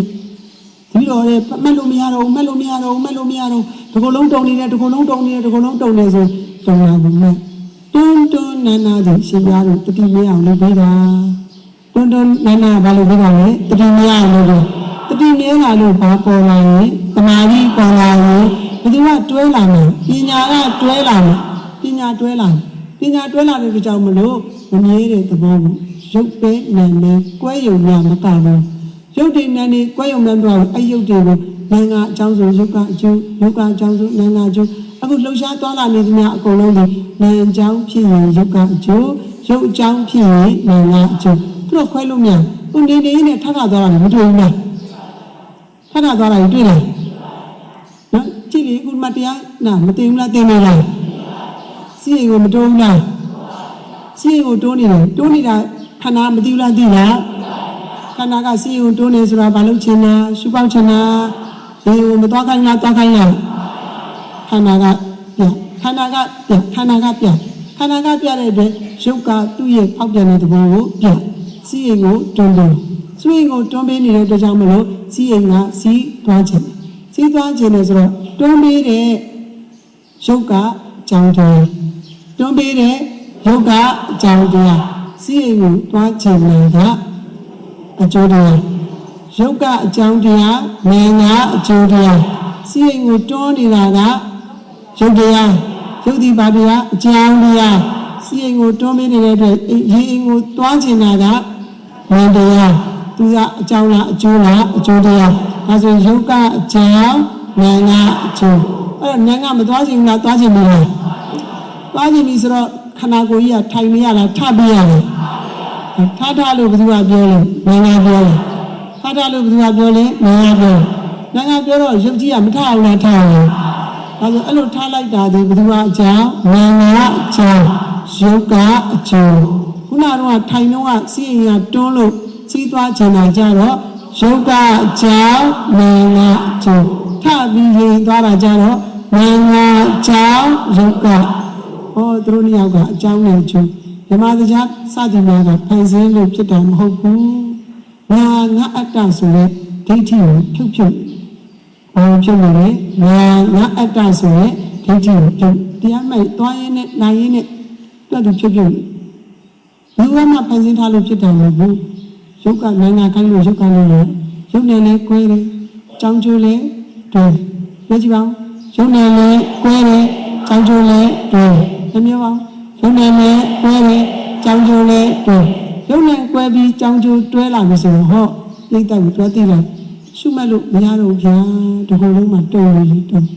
အဲ့ဆိုအမအဲ့တုံနေတာလည်းတုံလှုပ်နေတာဒီကုလုံးခဏ तू ကဒီလိုဖြစ်နေလို့ဇာတိလိုဖြစ်တယ်လို့ဖြစ်နေပေါ့အဲ့ပြတော့အမအဲ့လိုဖြစ်နေပြီဆိုရင်လဲတာပြောတယ်မလဲတာပြောတာလဲတာပြောဘာပြလဲလဲတာပြောလဲရင်မိစ္ဆမလဲဘူးဆိုတော့အမိစ္ဆစိတ်ထဲမှာအရင်တော့အဲ့လိုမသိထားဘူးဒီညတော့ထုံးလိုက်တဲ့ဖျောင်းနိုင်လို့ညဖျောင်းနိုင်အကြီးပေါ့တနေ့ကထုံးလာတဲ့ဝါဆိုဖျောင်းနိုင်လို့ထုံးတောတွေတောင်တွေမှာဆိုရင်လားတောတွေသွားရင်ဒီလိုဖျောင်းနိုင်မှယူတော့မကြည့်ကြလို့ထုံးပြီးတော့တညာလုံးမီးလေးထုံးပြီးကွာအိတ်မနေ့ကျတော့အဲ့ဒီမီးကမတည်တော့ဒီတိုင်းလေးရှိဒါဆိုကိုယ်စိတ်ထဲမှာတာမန်ဆိုဟော ညမီးရတယ်ဒီမီးပဲလို့မထင်ဘူးလားဒါပေမဲ့စိန်နာမီးရညံနေစာလေးပါလေးတင်တော့သုံးပြကြည့်တော့အဲ့ဒီမီးရညတော့ထုံးလာတာတတော်တော့အခုကျတော့တထွားလောက်ပဲရှိလို့ဘာပဲရှိတယ်တထွားလောက်ဒါဆိုရင်မီးစာရဲ့အယောင်ကိုမကုန်းလားကုန်းလားမီးစာရဲ့ဖျောင်းရဲ့ဘာလို့သွားပြီးကုန်းလားအဲ့ဒါကိုစိန်နာမီးရညံနေစင်စင်ကြည့်လို့မရဘူးလားရတာပေါ့ဒါမနေ့ကမီးစာညတော့ထုံးလာတယ်မီးမဟုတ်တော့မနေ့ညတော့ထုံးလာတဲ့မီးဒီစက္ခကုန်းသွားလိုက်လောင်စာအတိတ်ကိုလောင်လိုက်ကုန်းသွားလိုက်လောင်စာအတိတ်ကိုလောင်လိုက်ကုန်းသွားလိုက်လောင်စာအတိတ်ကိုလောင်လိုက်ကုန်းသွားလိုက်လောင်စာအတိတ်ကိုလောင်လိုက်အားကြောင့်မလို့မနေ့မိုးလင်းတော့မီးရောင်လို့ရေရတယ်တတောင်လောက်ရှိတဲ့တရားနိုင်ကတထောင်လောက်ပဲရှိတယ်စိန်နာမရညံနေစင်ရင်လို့မရောလိုက်ရလားအဲ့မဲ့ခုနဟိုမာကြီးတွေ့တယ်လို့မျိုးဘာဝနာမရညံနေသူမမြဲဘူးတုံလုံးနေပါတယ်လောင်ကျွမ်းနေပါတယ်ဆိုတာတော့မြင်ကြည့်လို့ရလားမရသေးဘူးမြင်ကြည့်လို့မရစိန်နာမရညံသမားတော့ဒါတူသွားတာလေဟုတ်ခုနအမတော့ခန္ဓာမှာဒုက္ခနာမှာသူကြည့်တယ်မမြဲတာကိုကြည့်လို့ဒီငါညံအထိရောက်ပြီဆိုရင်အခြားပစ္စည်းတွေယာဝတိတွေမမြဲတာလို့အတွင်းနဲ့အတူတူပဲတက်ရှိနဲ့တက်နဲ့အတူတူပဲသူလည်းရုပ်တော်ရဲ့ဒီမှာသိရတဲ့နာမည်မျိုးမရှိတာပရဝီတေသောအာဘောဝါယောဘုဏကန္နာဝတ္တအောင်စသူလည်း၈ပါးစုတယ်ကိုယ်၈ပါးတဲ့တာလေဇိဝိတယုတ်တို့သာသာရတို့အာရယဝိထုတို့ဘာဝယုတ်တို့ကိုယ်ပို့စကုပ္ပတာတို့ကိုယ်ပို့သူကနိုင်ရှိသူလည်းယုတ်တရားပဲကိုယ်မှာဖောက်ပြန်နေတာတွေတုံလုံးနေတာတွေတွေ့သူလည်းဖောက်ပြန်နေရမယ်တုံလုံးနေအဲကြောင့်ဟောင်းလာတာပေါ့ဒီစီရီကတစ်တစ်လာလာဟောင်းဟောင်းလာလာကောင်းကောင်းလာလာဆွေးဆွေးလာလာဆွေးဆွေးလာဆွေးနေပြီနောက်ကျမပြည့်စည်လားပြည့်စည်လားအဲစိန်နာမရငယ်လေးတော့ကြည့်လိုက်ရင်မရအောင်လိုက်ရလားဟုတ်ဒီသားအကောင်းကြီးနောက်စင်တစ်လောက်တွားကြည့်လိုက်လို့ခြာရီစားပြီးပိုးတွေထိုးပြီးပေါက်နေတယ်လို့အော်အလေးစားမမြဲတဲ့သဘောတရားလို့မစင်ကြဘူးလားစင်ကြလားအဲ့ဒါသမုဒိသစ္စာဘာသစ္စာလဲသမုဒိသစ္စာတရားရှိလို့ဒီမှာလောက်တာဆိုင်တာလေးမြဲနေလားမမြဲဘူးလားမြဲဘူးလေဖြတ်လိုက်ရင်ကိုယ်တာမရှိဘူးကိုယ်လိုက်ရင်ဖြတ်တာမရှိဘူးတန်တတိအိဋ္ဌာဘာအိဋ္ဌာတန်တတိအိဋ္ဌာဒီအိဋ္ဌာတွေကဝိပဿနာရှုလို့မရဘူးဝိပဿနာရှုလို့မရရင်ဟိုစိတ်ရဲ့အတွင်းပိုင်းမှာရှိတဲ့အညစ်အကြေးတွေကိုပယ်ထုတ်လို့မရဘူးစိတ်ရဲ့အညစ်အကြေးတွေပယ်ထုတ်ဖို့ဆိုတော့ဘာဝနာမရညံနေမှာရတာဖြစ်တယ်ခုနအနာကြီးဆိုဆက်ကြိုးစားလို့ဒီငါညံရရင်ကိုယ်စီမှာပြည့်နေတယ်လို့ပြင်ပကတက်မဲ့လို့ပြည့်နေတာကိုတွေ့ရတယ်ကိုနဲ့တူတူပဲကိုလည်းလောကဒီမှာရှိသင်္ခါရလောကယုံနေသူကလည်းသင်္ခါရလောကယုံဘာလဲယုံသူကလည်းဘာလဲယုံကိုကသင်္ခါရလောကတွေကယုံနေသူကသင်္ခါရလောကတွေကယုံကိုပြည့်ရင်သူလည်းပြည့်ဘောပေါက်လားမြင်ရလားမြင်ရမလားအဲ့လိုထိုးထွင်းပြီးမမြဲတာကိုသိတော့အော်ပြောင်းနိုင်လေချင်းညတော့ပြောင်းနေမဟုတ်တော့ဘူးကုံဆုံးသွားပြီအဟောင်းတွေကုံပြီးတော့အတိဆက်ပြတာဒီမီးရညတော့မီးတော့ထင်မိမဲ့အော်သူစက်ကတိုင်းသဘောပေါက်လို့ပြည့်စုံမီးလာတဲ့အချိန်မှာကိုကမီးထိုးနေအဲ့မီးတောက်လေးကိုကိုယ်စိတ်ထဲမှာခဏလေးအမြဲတမ်းထိုးနေတော့ဩဒါမနေ့ကတော့မီးခုနကတော့3:15မှာဟောလိုက်တဲ့ထောင်းလိုက်တဲ့မီးရဟုတ်4:15မှာလည်းဒီမီးပဲလို့ကိုကထင်တယ်ကိုထင်တာပြောတာဒီကတော့ဒီမီးမဟုတ်တော့ဒီလျှက်စစ်ကပေးတဲ့အီလက်ထရိုလေးတွေတစ်လုံးလောင်နောက်တစ်လုံးစားထိုးတစ်လုံးလောင်နောက်တစ်လုံးစားထိုးတစ်လုံးလောင်နောက်တစ်လုံးစားထိုးဒါကြောင့်မလို့လက်ကိုမီတာကမပေးရဘူးလားဒီမီးပဲဆိုမီတာကပေးစရာလုံးလေဒါပေမဲ့လက်ကိုမီတာကမပေးရဘူးလားဒီဆိုလာမီးလည်းအဲ့လိုပဲအကုံသားရင်နောက်နေ့နေအောင်ကြီးနဲ့အမသွင်းရောက်လားအသွင်းရလားသူ့အင်ဗက်တာအများဆက်လေးသွားခလုံးပိတ်ထားရင်အဲ့ဒီအင်ဗက်တာမှာအကုံသားဒီမီးလေးစရာကြောင့်ရှိရဒါကိုကြည့်ချင်းအပြင်ဒီထဲမှာလေဖစ်စစ်ကရရင်အီလက်ထရိုနစ်တွေနေအောင်ကြီးရရင်အီလက်ထရိုနစ်တွေတယောက်လောင်တယောက်စားထိုးတယောက်လောင်ဆရာစားထိုးတယောက်လောင်တယောက်စားထိုးတာကိုစိတ်နာမရညနေစင်ဝင်ကြည့်လို့ဥမာမပုံရတော့တာအဲဆိုစီမီနဲ့ဥမာပေးလို့လည်းရတယ်နော်နာတော့ ဒီလက်စင်မျိုးနဲ့လည်းဥပမာပေးလို့ရမြေရည်နဲ့လည်းဥပမာပေးလို့ရမြေကိုတွားကြည့်ပါဦးရှင်ဗျာမြေကမစီဘူးလားစီးနေလားစီးနေတဲ့မြေမှာဆရာလေးတို့ကရေစင်းချိုးမယ်ရေစင်းချိုးမယ်ချိုးလိုက်တော့ဂရိပညာရှင်ရေးထားပါမြေဒီဇင်းမှာရေဒီချိန်နဲ့ချိုးခွင့်ရှိမြေဒီဇင်းမှာရေဒီချိန်နဲ့ချိုးခွင့်ရှိဆိုတော့ကိုတာမန်တွေးခေါ်နေဆိုရပါမလားမရဘူးအမေဒီမြစ်ပဲငါနောက်တစ်ခါသွားချိုးလဲရတာပဲသူကမဟုတ်ဘူးမြေဒီဇင်းမှာတစ်ချိန်ပဲချိုးခွင့်ရှိတယ်ဟုတ်တာပေါ့မြစ်ကလည်းဘာလုပ်နေလဲစီးနေတယ်အခုချိုးနေရင်တန်းလန်းမှာပဲမြစ်ဒီစီးနေတဲ့အတွက်ရေဒီအဟောင်းလားအတိတ်ဖြစ်လာအဟောင်းသွားတင်ရအဟောင်းသွားတင်လာဟောင်းသွားတင်လာဘာလဲပြောင်းလဲနေရေရလည်းပြောင်းလဲနေကိုယ်ကလည်းဘာလုပ်နေလဲပြောင်းလဲအချိန်တိုင်းဆရာလေးတို့ကအစားစားလက်တောင်တစ်ခါမှတော့ရုပ်ကဂရေ9000ကျော်နိုင်ငံဂရေ3သိန်းကျော်ဆိုတော့မိမိမှလည်းအချိန်တိုင်းကျဲအခုဆရာလေးကျဲခုနကတော့3:15ဝင်လာတဲ့ဆရာလေးအခု4:15ရောက်သွားတဲ့အချိန်မှာရှင်များတို့စိတ်ထဲမှာကြည့်ဒီဥပ္ပလဝနာအခုလည်းဥပ္ပလဝနာပဲလို့ထင်တယ်ဆရာလေးမှာထောင်ပေါင်းအနန္တဓာတ်ခဲလေးတွေလောင်ကျွမ်းပြီးတော့များစွာသောဓာတ်ခဲတွေလောင်ကျွမ်းပြီးတော့များစွာသောဓာတ်ခဲအသစ်တို့တွေအဖန်မှန်အထက်ထက်အဖန်မှန်ထက်ထက်အနန္တမရေမတွက်နိုင်အောင်ဖြစ်ပြီးပြတ်သွားပြတ်ကုန်ရတယ်။ဒါပေမဲ့အဲ့ပြတ်သွားတဲ့နေရာမှာထပ်ပြီးအစားထိုးလို့ဆရာလေးအခုတော့တွေ့ရတာပေါ့။အာဟာရရုပ်ဆိုကြည့်လေဘယ်နည်းရက်ထိတော့အစားထိုးလို့ရဘယ်နည်းရက်ထိခံ9ရက်ဆက်တာမတွေ့ရင်9ရက်ဆိုကိုဘာလို့ပြီးတေးလို့အကြည့်လိုက်ပေါ့ဘာလို့လဲသူပြက်လို့ပေါ့သူဘာလို့နေလို့ပြက်နေပြက်တာတို့ကဘာလို့ပြရလဲအစားထိုးပြရစားထိုးပြလို့ရုပ်ကဘယ်လောက်ခံလဲသူ့ရဲ့အစာတက်တန်းကိုယ့်ရဲ့အသက်အတွက်ဆို9ရက်ခံမှန်တော့ချိန်တိုင်းပြက်နေတယ်ပြက်နေပြီမဲ့သူ့ကို9ရက်ထိအစာထိုးပေးနိုင်တယ်ဘယ်နည်းရက်ထိလဲ9ရက်ထိ9ရက်ပြီးရင်သူကဘာလို့ဒီအာဟာရဒါစားရုပ်ကကုန်ပြီဆိုတော့ကိုမတင်လားတင်တော့လားတင်တော့ဆက်ပြီးတော့မတင်သေးကိုသွားပါလေရောပြက်သွားပါလေရောဒါကိုကတင်အားကြောင့်မလို့မြင့်မှာရေချိုးနေတဲ့ပုံကိုလူတယောက်ဟာတစ်ချိန်မှာတတ္တဝါတစ်ခုတစ်စုံတစ်ယောက်ဟာမြေဒီစင်းမှာရေဒီချိန်ပဲချိုးခွင့်ရှိတယ်ရေရလည်းဖြစ်ပြပြောင်းလဲနေတဲ့မိစ္ဆာတရားချိုးတဲ့ပုံကလည်းဖြစ်ပြမိစ္ဆာတရားအဲကြောင့်ဒီဂရိပညာကြီးပြောအရင်ကောင်းဒါမှမဟုတ်ခေါင်းကိုနှစ်လိုက်ပုံကခေါင်းနှစ်လိုက်တဲ့အချိန်မှာခေါင်းရောရေရောတခါတည်းနဲ့ပြီးတော့ကိုပြန်ဖော်လိုက်တယ်ဒုတိယချိန်ခေါင်းပြန်နှစ်လိုက်တော့တစ်ရေလဲတစ်ခေါင်းလဲတစ်နောက်တစ်ခါထပ်နေလဲရေလဲတစ်မင်းတို့ရှင်ပြားတို့နားလည်အောင်ပြောတာအမှန်တော့မြောက်များစွာသော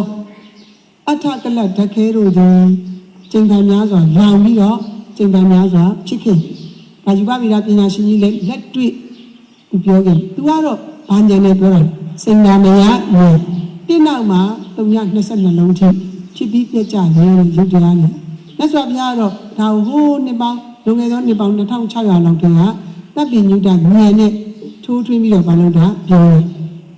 ။ဒါမလို့ပြောတာကြီးကပမာဏမကွာဘူးလားကွာနေတာ။ကွာနေတာပေါ့ဟိုကတစ်နောက်မှာ322လုံးနဲ့ပြောတယ်မြတ်စွာဘုရားဂရေ9000ကျော်တော့ပြောတယ်စာပေါင်းများစွာပို့ပြီးတော့ပြောတယ်။စိုက်တရားစအမျိုးမျိုးပရာမာဏုအနုမြူလေးကြီးပြောနိုင်ပြီးတော့အဲပရာမာဏုမြူလေးကြီးကိုတည်တည်ချာချာဓာတ်ခွဲကြည့်တော့ဒီအထကလာပဆိုလို့ဘလို့မှခွဲစိတ်လို့မရတဲ့စွမ်းအင်္ဂလိပ်တွေအဲ့ဒါလေးမှတ်ထားရမယ်အဲ့အထကလာပဆိုဘာလေးတွေစွမ်းအင်လေးတွေစွမ်းအင်လေးအဲ့စွမ်းအင်လေးတွေဆိုတော့နွားတကောင်ကိုကြည့်ပေါ့ဒီမှာရှိနေတာဘာလဲနွားလက်ကလည်းပြောတယ်ရှိနေတာဘာလဲနွားကိုဖြတ်လိုက်မယ်နော်အသားတစ်ပုံအယိုးတစ်ပုံအကျိုးတစ်ပုံအယိုးကတစ်ပုံပုံလိုက်နွားကိုတတ်လိုက်အရေပြားကိုတစ်ပုံပုံလိုက်နော်အယိုးကိုတစ်ပုံပုံလိုက်အသားကိုတစ်ပုံပုံလိုက်အကျော်တွေကိုတစ်ပုံပုံလိုက်ဘယ်နှပုံရလဲပုံဈေးထဲရောက်ရင်အဲ့ဒါနွားမဲတီးသေးလားနွားပုံကြောက်သွားပြီအမဲသားဖြစ်တယ်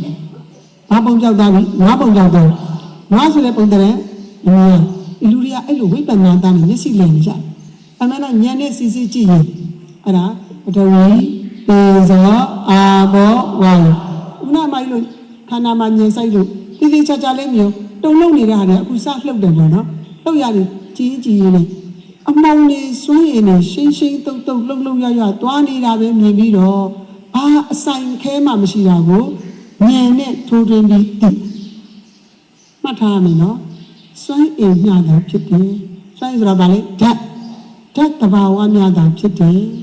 တုံလုံးနေတဲ့သဘောမျှတာဖြစ်တယ်လောင်ကျွမ်းနေတဲ့သဘောမျှတာဖြစ်တယ်အဲ့ဒီစွမ်းအင်တွေဘာအမှုံဘာအပွားမှရှိမြတ်စွာဘုရားဥပမာပေးတယ်စိုက်နေတဲ့ဥပမာပေး36ခုပေါင်း36ခုပေါင်း36ခုပေါင်း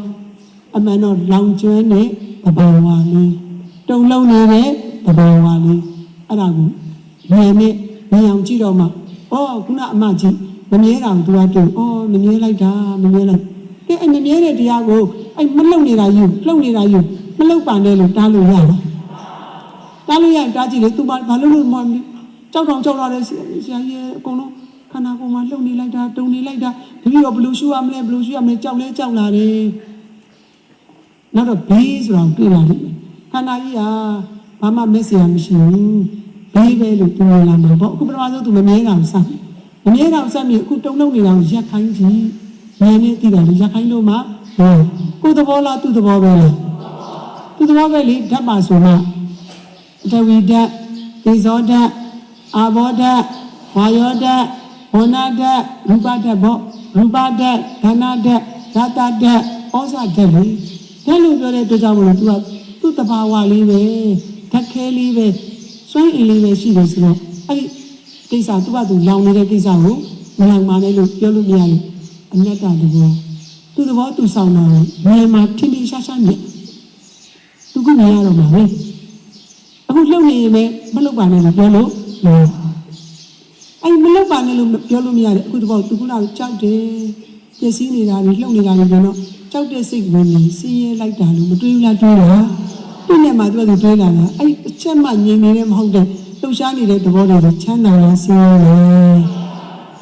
ဆင်းရဲရင်ဒုက္ခအစစ်ကိုတွေ့တာမဟုတ်ဘူးလားချမ်းသာတွေ့တာလားကိုယ်ခန္ဓာမှာကိုယ်တွေ့တာလားကိုယ်ခန္ဓာမှာကိုယ်တွေ့တာအဲ့ခန္ဓာတွေချမ်းသာအစစ်လားဆင်းရဲအစစ်လား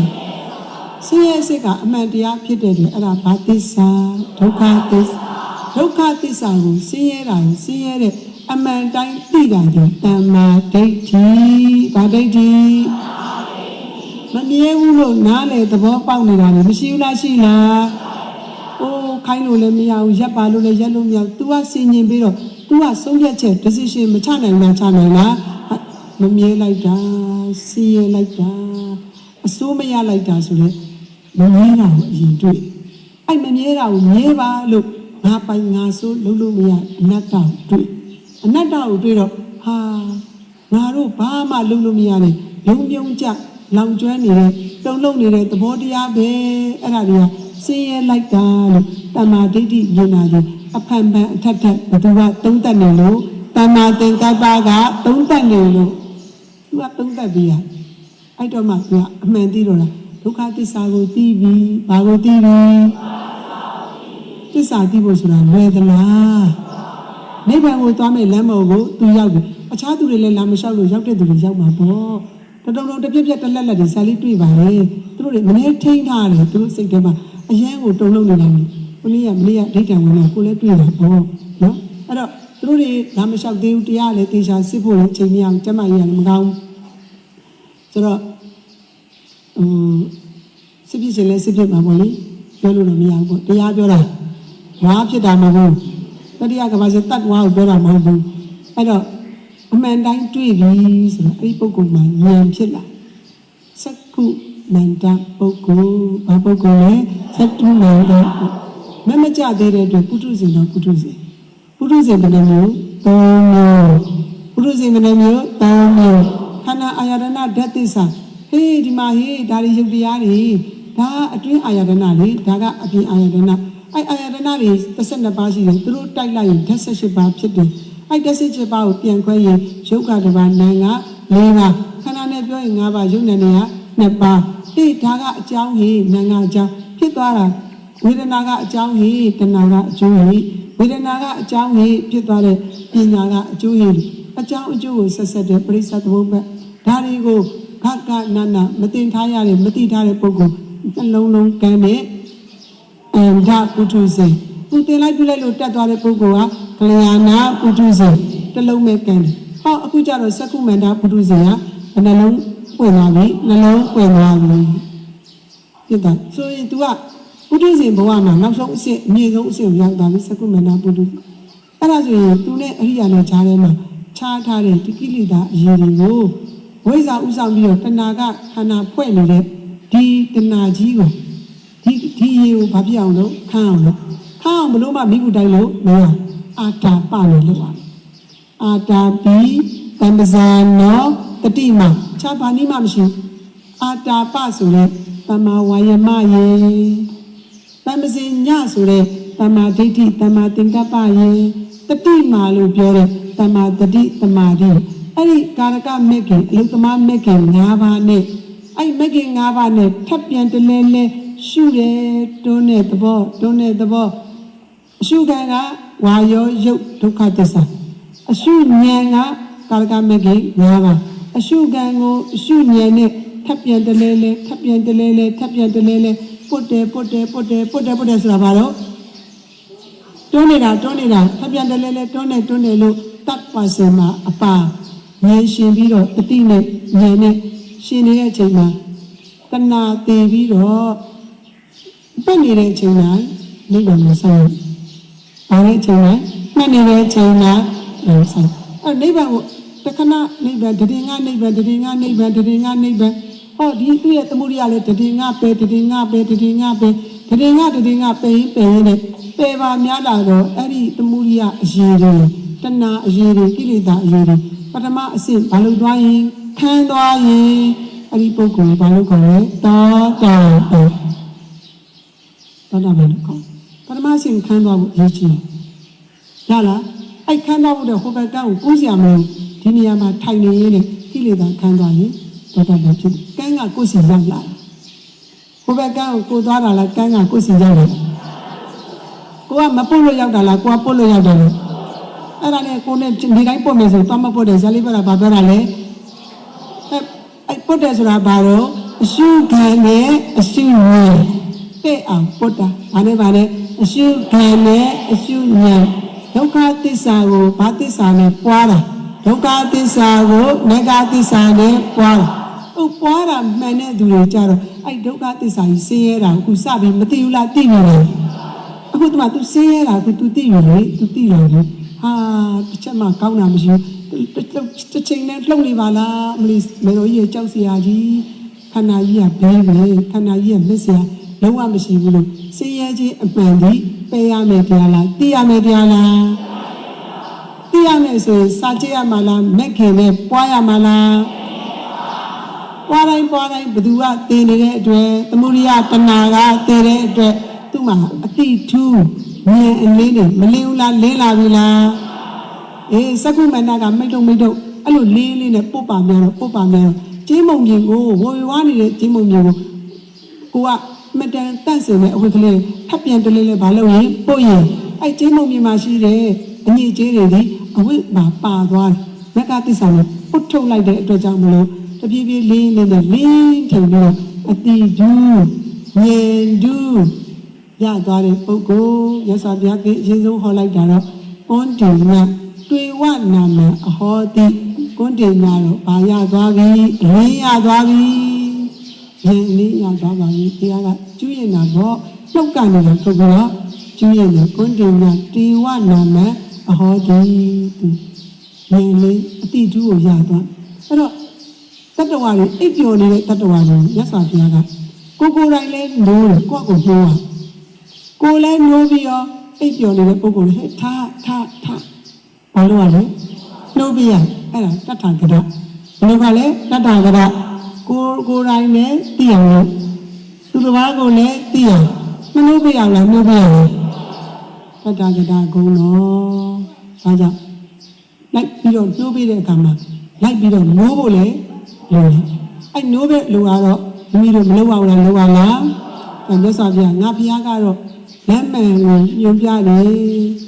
တုံမေကိစ္စအာတတ်ပက္ခတာယောတတ္ထာကရ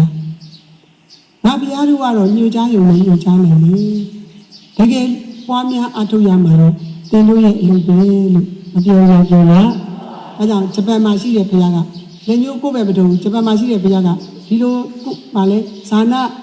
တို့ဘာပုံနဲ့လက္ခဏာပုံမျိုးနဲ့မနေလက်ညှိုးထိုးပြီးတော့နေဂျပန်မှာလေဘုရားဘာလုပ်နေလဲလက်ညှိုးထိုးနေဘာလုပ်တာလဲငါပြောတဲ့အတိုင်းလုပ်ငါစီမလာနဲ့ဘာပြောလဲလို့ငါပြောတဲ့အတိုင်းလို့ငါညွန်ပြောတဲ့အတိုင်းလုပ်ပါလို့ပြောတာညွန်ထိုးနေတာဖရားလေသူညွန်ပြထားပြီးသားဟုတ်လားဒါကြောင့်ပွားများအထောက်မှာဘယ်လိုလုပ်ကိုယ်လို့ဒုမေကိစ္စအတ္တဗံတထာကာယောတထာကာယောအခါတာယောတထာကတာညွန်ပြဖို့ကငါဖရားရဲ့အလုပ်ဖြစ်ပြီးကိုယ်တိုင်ကိုယ်ကြပွားများအထောက်ရမှာယောဂီရဲ့အလုပ်အချိန်တန်ရင်သိလာမှာကဓမ္မရဲ့အလုပ်ကိုစီ၃မျိုးညွှန်ကြားရမှာကဆရာသမားတွေရဲ့အလုပ်လမ်းမှန်ကမ်းမှန်ကိုညွှန်ပြမှာဆရာသမားတွေရဲ့အလုပ်ညွှန်ပြတဲ့အတိုင်းတက်မမတ်တေးသေးချာချာလိုက်လုပ်ရမှာကယောဂီတွေရဲ့အလုပ်တိတိတိတိုက်တဲ့တရားတွေကိုတိတိတိတိုက်တဲ့အချိန်မှာဓမ္မယတ္တဓမ္မပြည်ကိုအမှန်တိုင်းရရှိတာကဓမ္မရဲ့အလုပ်ကိုစီစမ်းဆောင်ကြရင်းထမ်းဆောင်ကြရင်းနဲ့နိဗ္ဗာန်ကိုမျက်မှောက်ပြုကြပါစေကိလေသာပထမရေခံပြီးတော့ဘုမာဘက်ကန်းဒီကိုစီကိုတက်မမှန်ရောက်ပြီးအရိယာသူတော်စင်တွေအများဆုံးဖြစ်ကြပါစေကုန်တည်း